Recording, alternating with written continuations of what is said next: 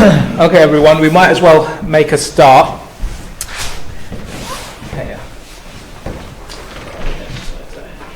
Okay, so this lecture, what we want to do is explore the work of W.E.B. Du Bois. So it's very much focusing on America, and his work is quite instrumental in forming a lot of the kind of groundwork related to the sociological approach, the sociological method, especially things like that are now popularly known as kind of urban sociology. He engages in a lot of that work and that kind of primary building work. So this lecture will kind of examine his main theories, some of his methods, and some of the significance. Okay, so the first thing, in context. What was the social reality like in 19th century America when W.E.B. Du Bois was born? He was born in 1868. So this is significant because he's born basically 5 years after the Emancipation Proclamation. So this is where Abraham Lincoln declares in law that the abolition of slavery. So the abolition of slavery has a huge social impact on American society, in particular in the South. Now, why does it have such a huge impact, obviously, in the South, in America? So the slave trade was bound to the market economy in the South, meaning a lot of the labor in the South on working on cotton fields and things was done by slaves. So by emancipating them, that meant their workforce had been freed, and that created now a kind of downturn in the socio-economic reality of the South. So this builds kind of that kind of resentment in some ways, but it has huge, profound implications on the social structure in America. Also, Du Bois being born in 1868, that's 3 years after the end of the Civil War in America. Now, the Civil War has a dramatic impact on American psyche. It still has an impact to this very day, where the North and South fought for the fate of the Union in many ways. And so that ended, and again, that creates a lot of turbulent period, because now after Civil War, you need what? To rebuild. You need to rebuild the Union. You need reconstruction after it. So again, this is a turbulent period in American history. Now this is the year as well that basically the 14th Amendment was declared or written. So the 14th Amendment declared that nor shall any state deprive any person of life, liberty, or property without due process of law, nor deny to any person within its jurisdiction the equal protection of the laws. What does this law signify? Why is it such an important piece of legislation in American history? Well, this is codification of equality.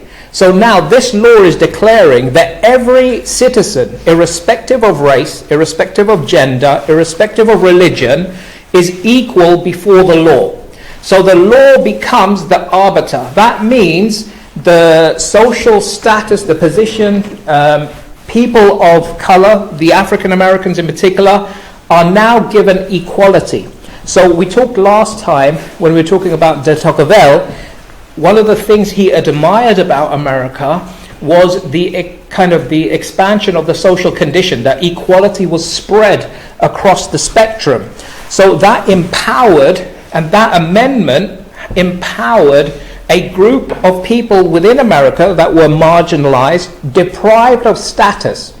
So before, under slavery and all these things, African Americans did not have the same legal rights, the same level of legal recognition as the kind of other Americans.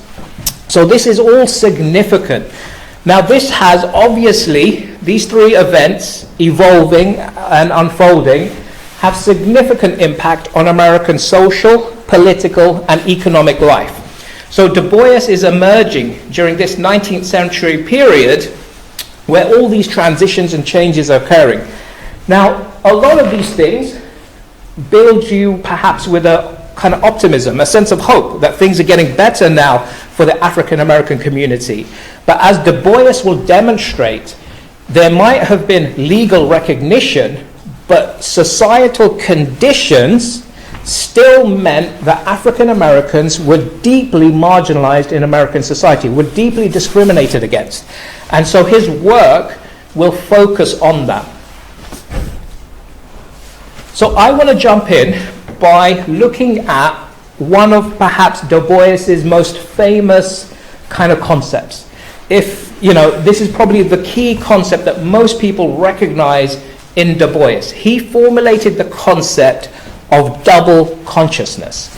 Now, he states in this statement, he says, it is a peculiar sensation, this double consciousness, this sense of always looking at oneself through the eyes of others, of measuring one's soul by the tape of the world that looks on it in amused contempt and pity.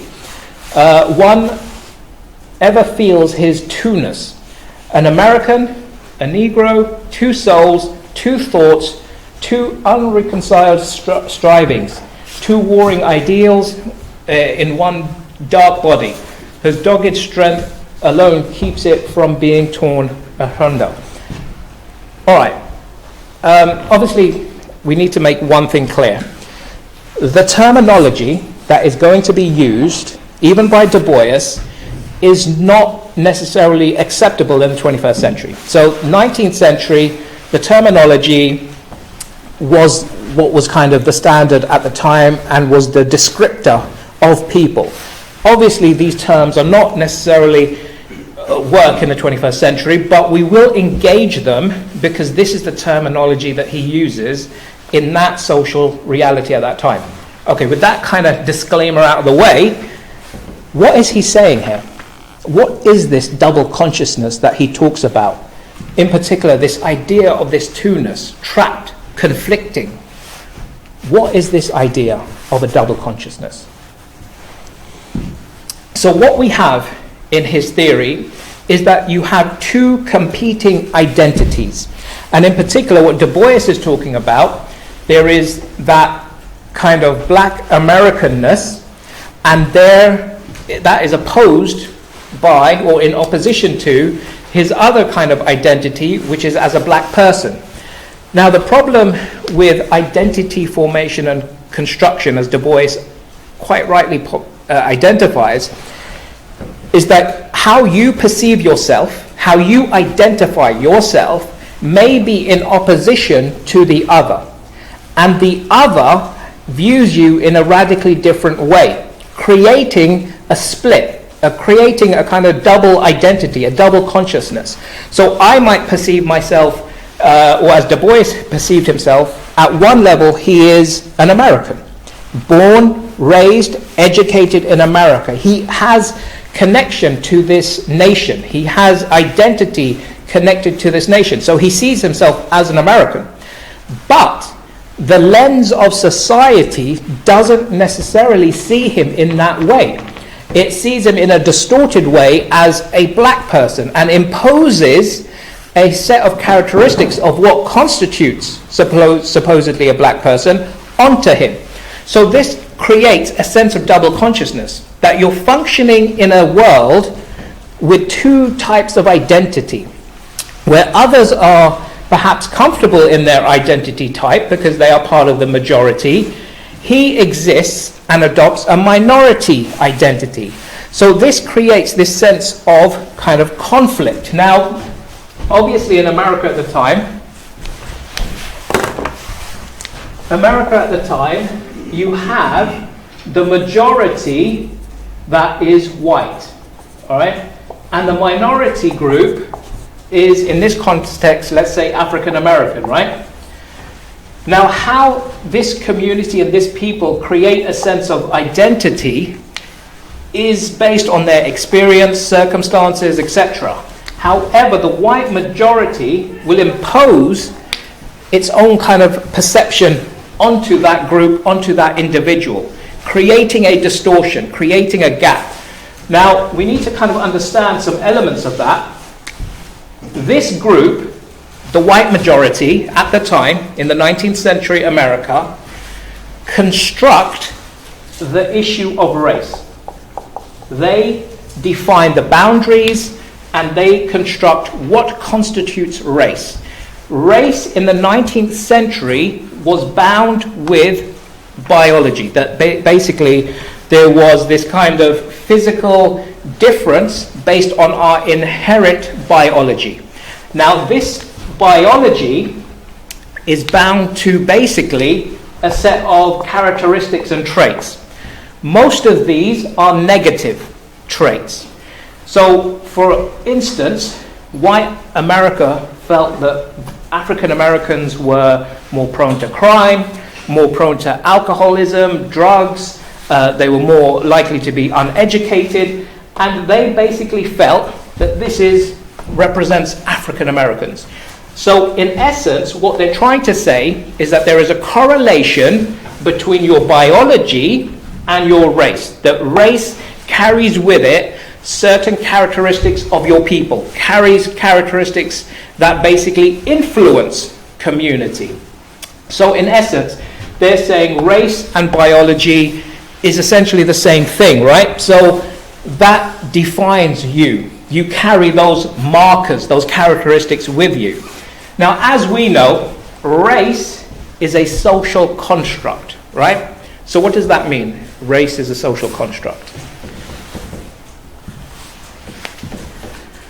So race is something we create.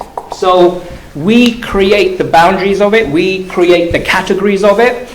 It is not something that is inherent in nature. We collectively agree, these are the categories of race, and that constitutes your race and your characteristics.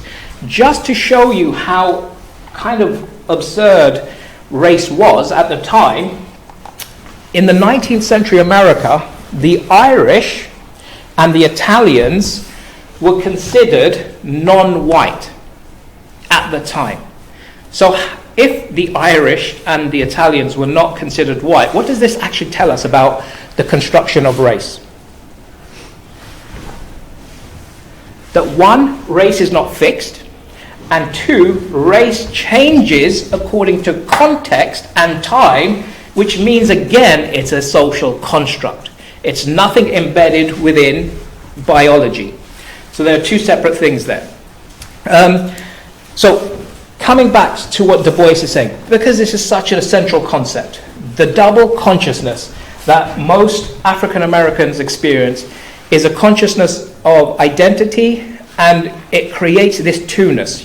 You're struggling to identify because the white majority construct a homogeneous space and it marginalizes those that are different because it creates these differences based on socially constructed paradigms like race.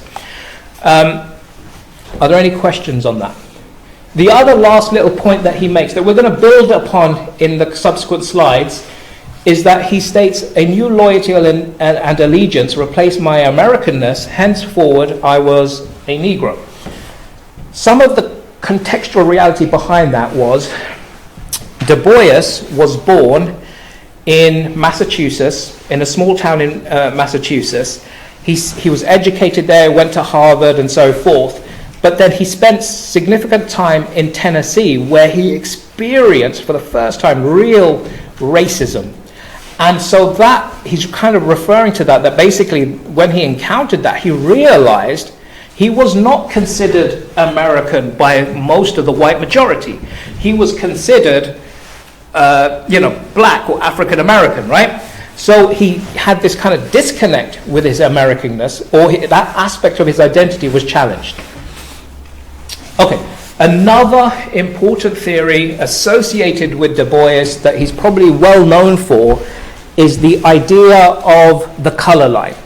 So he famously said, the problem of the 20th century is the problem of the color line. What does that mean?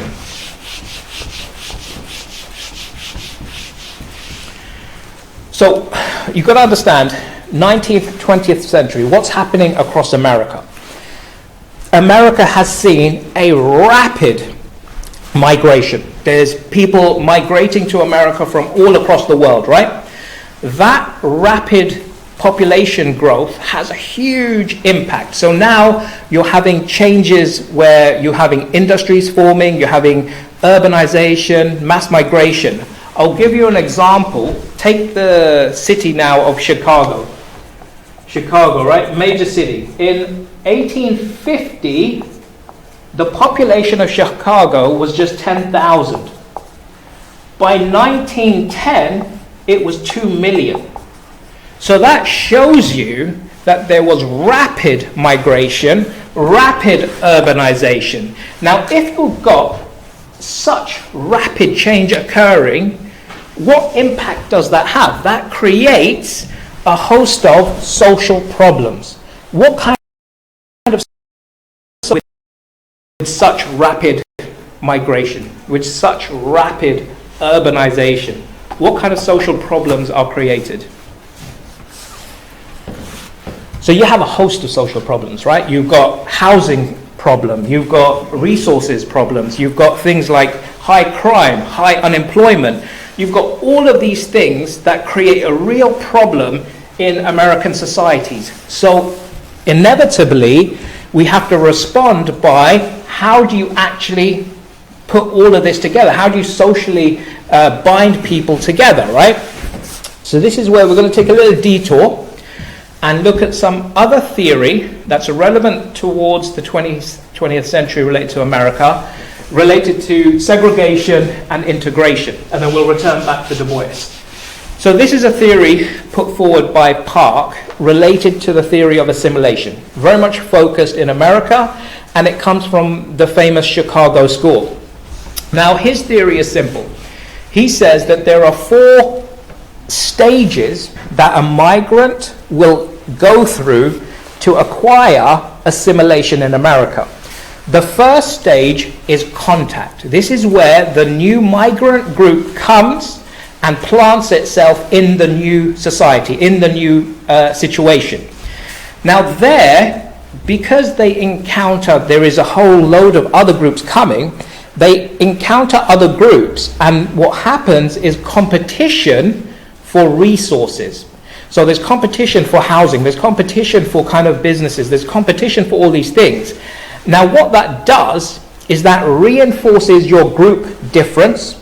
So you start to see yourself as different, you start to see yourself as maybe Italian or Polish or Irish, and you're all competing for certain resources.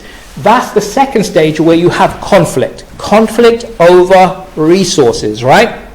Now, this kind of process where the group members are competing for resources has this kind of conflict. Now, conflict is not conducive to society. And there is a realization amongst these groups that we can't fight for these things. We need to basically find accommodation. So this next stage is where there's basically an attempt to gain some kind of reconstitution of what's happening, or the resources. So what can happen is, what we have is like a division of resources, that division of labor type of thing. And then that leads us to assimilation, where now we all kind of have our specialist function, the groups, they're doing their different jobs, and they're working for more of a collective whole. This then leads us to the idea of assimilation.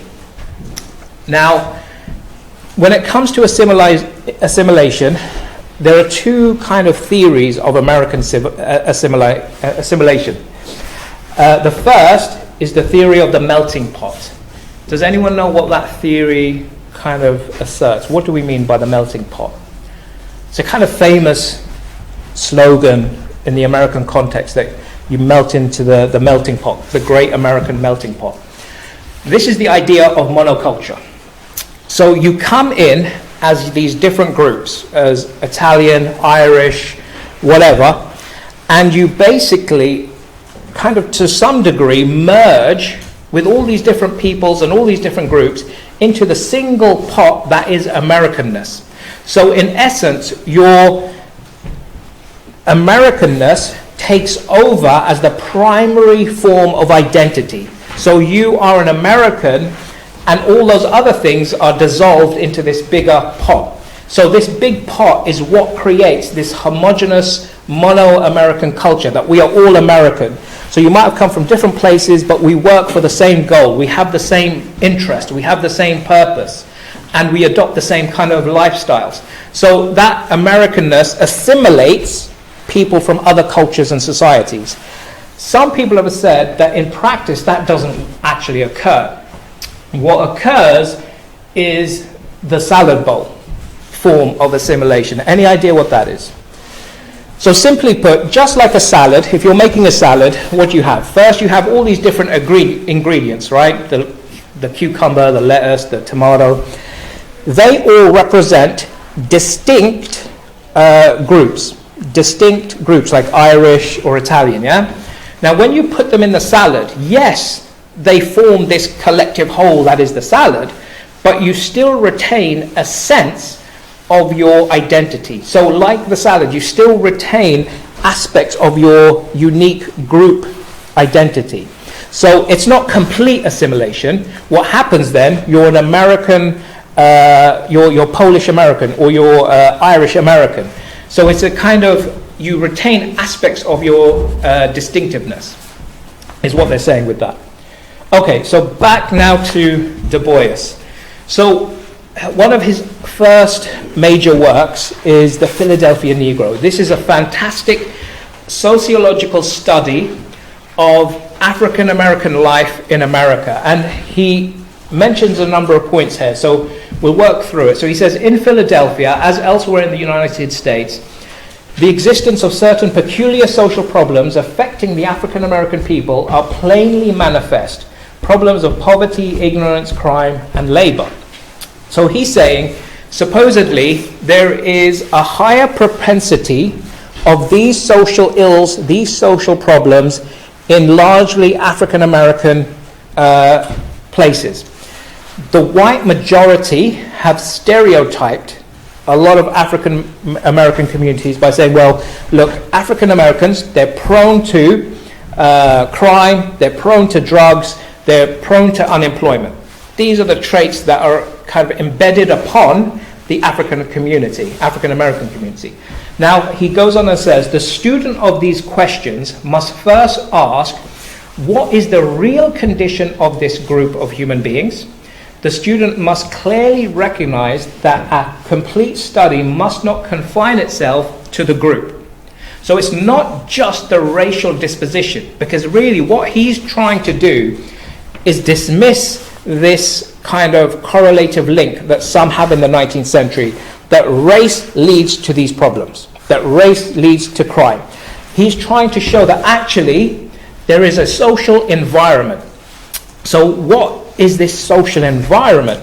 In many ways, what he's talking about here is the social ills that have been identified are a byproduct of the social condition, the social positionality of basically these African Americans. So in many ways, what he's saying is you can't just look at race as one variable. What is the other variable that keeps this community kind of down? So if it's not just race, what is the other variable? So the other variable has to be class. So he's saying that there is an intersection between race and class. The class position plays a role in creation of social conditions. And in particular, if you look at some of these areas that he identifies, you have generational poverty, you have generational unemployment, you have generational kind of crime. So what this is all underpinned upon is if the state does not invest in these areas, doesn't provide suitable education, doesn't provide suitable health care, employment opportunities, then these places are going to be deprived and turn into ghettos. So in essence, it's the kind of social condition, not the group of people, not African Americans. There is nothing inherent within African Americans that makes them prone to unemployment. it's the economic situation around them. If you don't invest, you're going to have deprivation. So what he's trying to do is refute the correlation between race and things like social ills that are exclusive supposedly to the African American community. Okay, so looking at the Philadelphia Negro then, in this book, what he does is he engages in detailed empirical study and sociological study of a particular ward in Philadelphia. So Philadelphia has a huge African American population, it still does to this day. And he looks at the 7th ward in Philadelphia. And what he does is he tries to study every aspect of social life within that community. And what he says, if you're going to study the African American community as a social group, then it has to consider 3 things. It has to consider history, there has to be a historical context, there has to be a statistical context, and there has to be a sociological context. So, okay, what does he mean by this? If you're going to study the African American situation in Philadelphia or any city in America and look at their social reality, look at their social condition, you have to be aware of the historical context. What historical context is he referring to? So he's referring to, obviously, slavery. Now, you've got to understand, the impact of slavery has lasting legacy. This group of people were free. The Africans were free in Africa, and the Western nations came, kidnapped them, imprisoned them, took them to America, forced them to work in the cotton fields and other places for 12, 14 hours. No rights, no freedom. You're forced to work, you're enslaved, you have no freedom. This wasn't just for a few years, this was for hundreds of years. So generations were born into that reality of slavery. So slavery had a lasting impact on African Americans. So you have to understand the historical context of this community as a persecuted community, as a discriminated community, so that history shapes the aspect of the present. The second is the statistical. So here, what he wants to do is understand the demographic reality of the social group. What is the level of literacy? What is the level of employment? What is their kind of social position? He wants to find out everything about this social group in terms of their demographics. So statistics, you need to prove what is the social reality. And that's through statistics and demographics to see if there's patterns. Then there's the sociological. So this is where you then want to see, once you've got the data, you want to see the sociological kind of conclusion or pattern. That is there a correlation between things like unemployment, crime, and race? And what you see there is that actually it's the social conditions that give rise to these problems, not some kind of traits related to one's race or social group. So reinforcing this, so what he does a neighborhood study, which is why it's referred to as one of the earliest kind of urban sociological studies. He's looking at inner city life, and he focuses on the 7th ward in Philadelphia, which is a small kind of constituency, which has a large African American presence, and he basically goes and conducts huge number of interviews, questionnaires. He's talking to people, he's trying to understand their social life. He's gaining data about the social reality of this group. And ultimately, what he wants to do then is build this kind of picture of the African American kind of experience. So this starts off empirical. So going door to door, conducting interviews, collecting data, yeah? So once he's got this demographic data about the education levels, the employment levels, then what happens is essentially you start to kind of build a statistical picture. So what do we mean by a statistical picture? We're trying to see patterns. We're trying to see trends. how do things connect, right? So in essence, what he's saying is things like poverty, things like unemployment are basically a byproduct of the social structures. The social structures are the things that kind of give rise to all of those problems. So you have racial discrimination, you have things like basically segregation, things like that. You have lack of resources, employment, etc. And this is what creates, in essence, the social condition.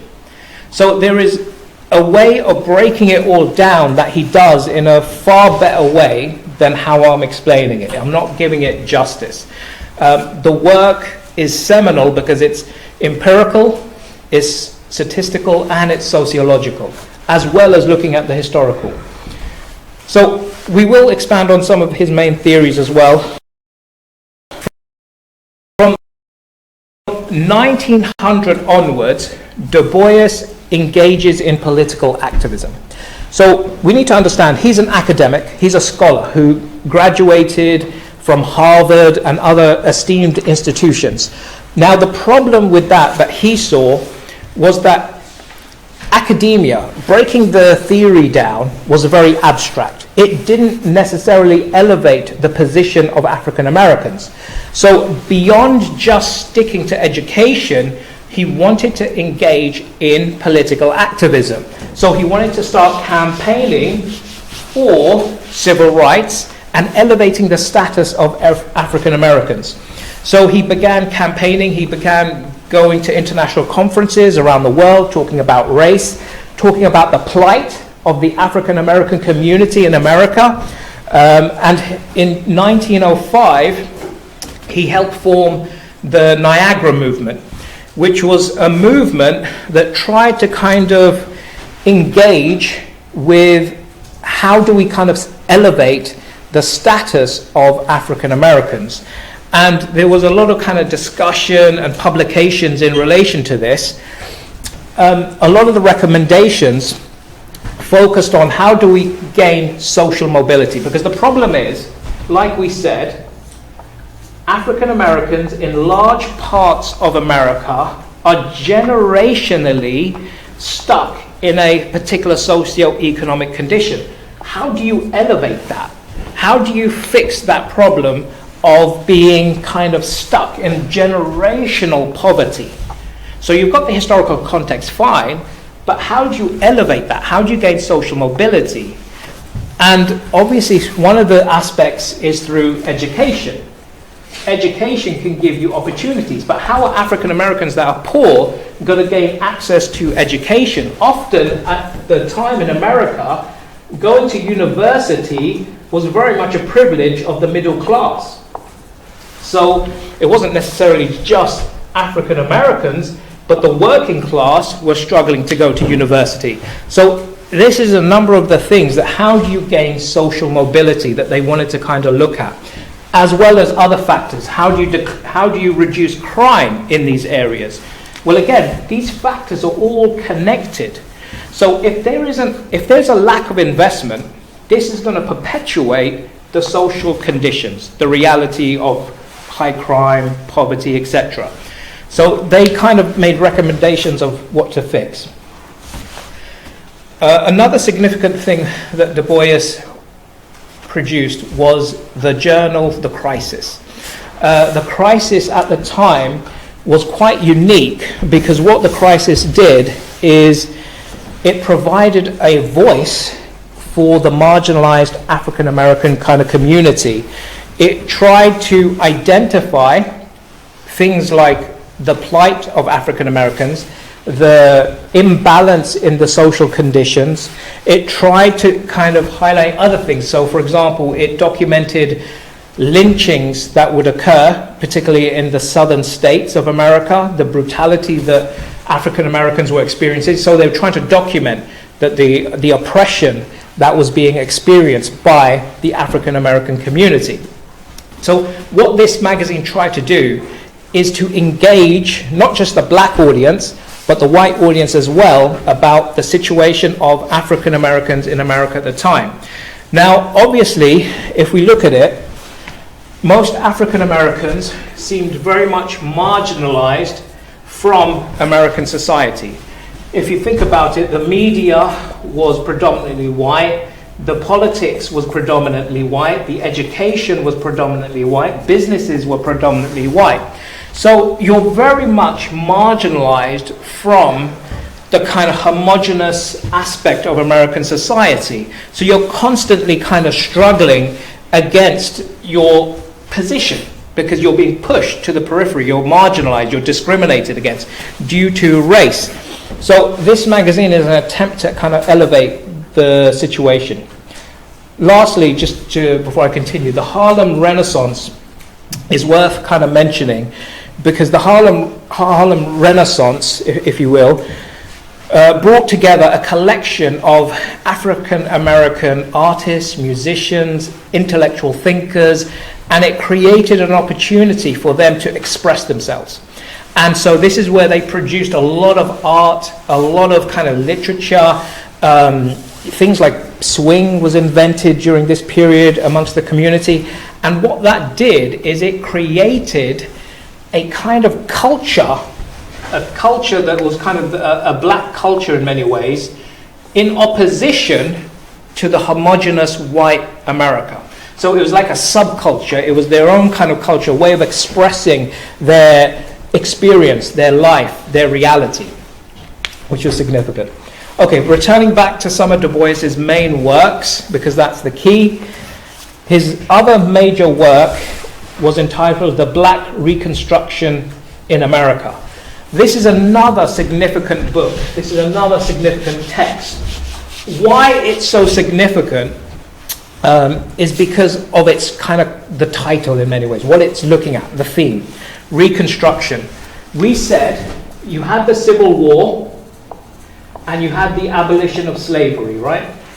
Now, after this period of the Civil War is known as the period of Reconstruction, American Reconstruction. Why? Because obviously after Civil War, you need to rebuild, reconstruct the Union. You need to build union and unity between North and South, right? Which had been severely divided. So what this period does, because you had the Civil War, you had the abolition of slavery, you had the 14th Amendment, there was hope that there was going to be a future of a equal America, known as the Reconstruction. But what happened is ultimately this Reconstruction failed. There wasn't widespread equality. There was huge discrimination and injustice. And in particular, you had the northern states and the southern states. The southern states instituted segregation. So you had the Jim Crow laws, right?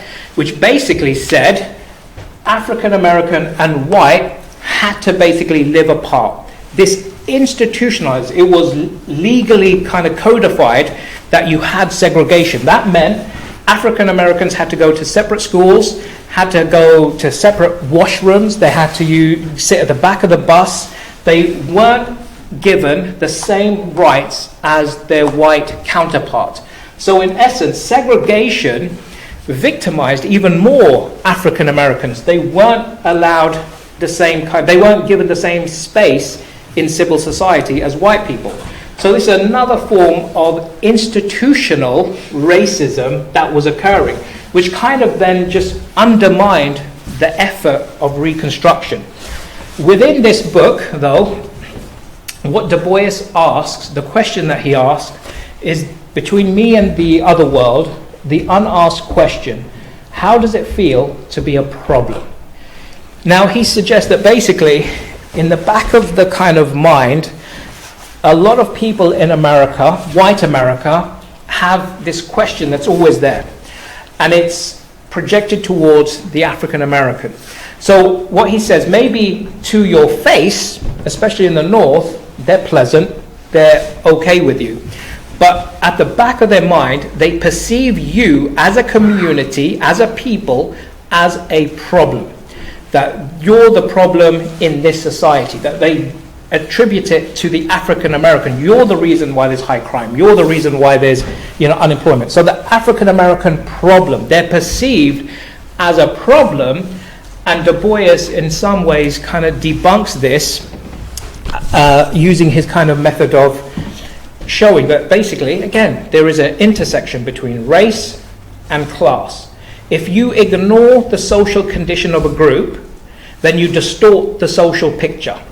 The social condition will influence how that group functions in society. So that's what he's kind of looking at there. Okay, so moving on to his other book, The Soul of Black Folk. This is another interesting book, and in particular, it's the title again. So, the souls of black folk. He's using the plural, souls, not the singular. What does that tell us? So that tells us that he sees African Americans as possessing two souls or multiple souls. There's not a singular soul, and that's again due to the double consciousness that basically white America projects onto the African American its perception.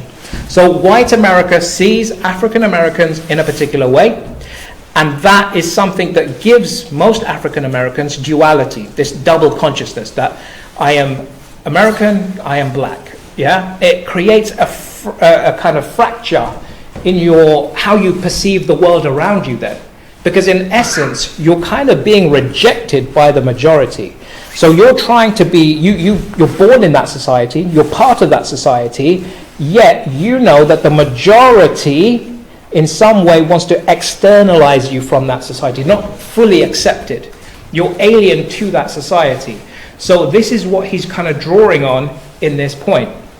So he says, then it is dawned upon me with a certain sadness that I was different from the others, or like mayhap in the heart and life and longing, but shut out from their world by a vast veil. So he's trying to reinforce what we're just saying, that sense of externalization and marginalization, right?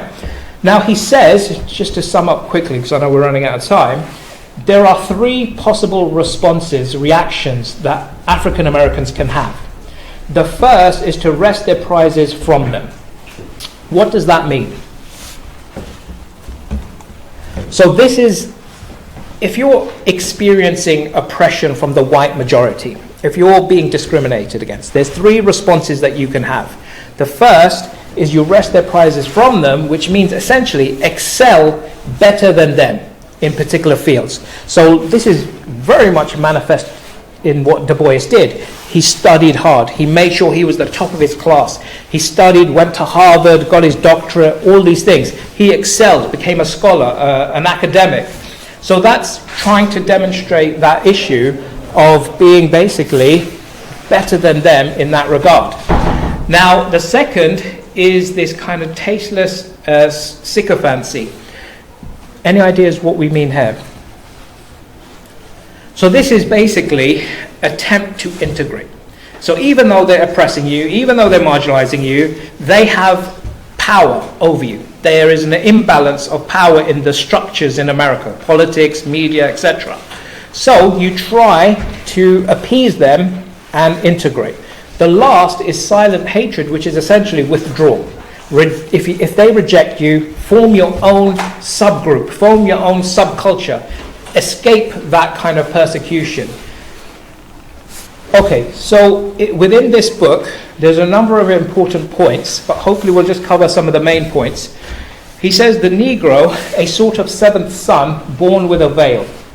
Now this reference to the seventh son is a reference to the philosopher Hegel. Hegel conceived that there were 6 great peoples or civilizations, the Indians, the Egyptians, the Greeks and the Romans, etc. These great civilizations are the peoples that carried humankind forward. Now his reference to the seventh son is his belief that the African American black people are the 7th great civilization that can carry civilization as well forward. He then also goes on to say and gifted with second sight in this American world, a world which yields him no true self-conscious. So again, he's trying to show that when the majority, this homogeneous majority, sees you through a lens that distorts your true essence, it can basically externalize you and confuse your self-conscious. But only lets him see himself through his own revelation. Now, I'm going to summarize what he's saying. So basically, Du Bois, if you look at his life, he states that during his early childhood, he doesn't really perceive racial animosity because he's a child. It's basically hard to perceive. When he becomes a teenager, he encounters race a lot more. Racial prejudice, racism, these types of things. Now, during his teenage years and formative years, you kind of learn to just live with it. But then what he says is when you become an adult, you can no longer tolerate the social imbalance. You can no longer tolerate the inequality. You can no longer tolerate the try to deal with aspects of this two-ness that he mentions. In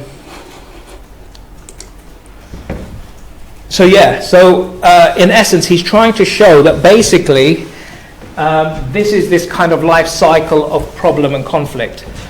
I think what we'll do, we'll summarize basically. So what Du Bois's contribution, his major contribution is one, some of the concepts related to race and the social condition, in particular what we refer to as the intersection between these two things, was profound. He refuted some major stereotypes about looking at racial groups and studying racial groups. The second significant thing he did is really employ a sociological method, an empirical approach to study a social group in their kind of inhabitant, like examining them in their city life, their kind of real problems, and the way you do that and how you study it. So there was a major contribution that he's done. I think we've run out of time, so I'll leave it there. Next week, we're going to go more to the kind of bread and butter social theorists. So next week, we're going to spend the whole week on Marx. So hopefully we won't kind of rush it. So we'll take our time with that.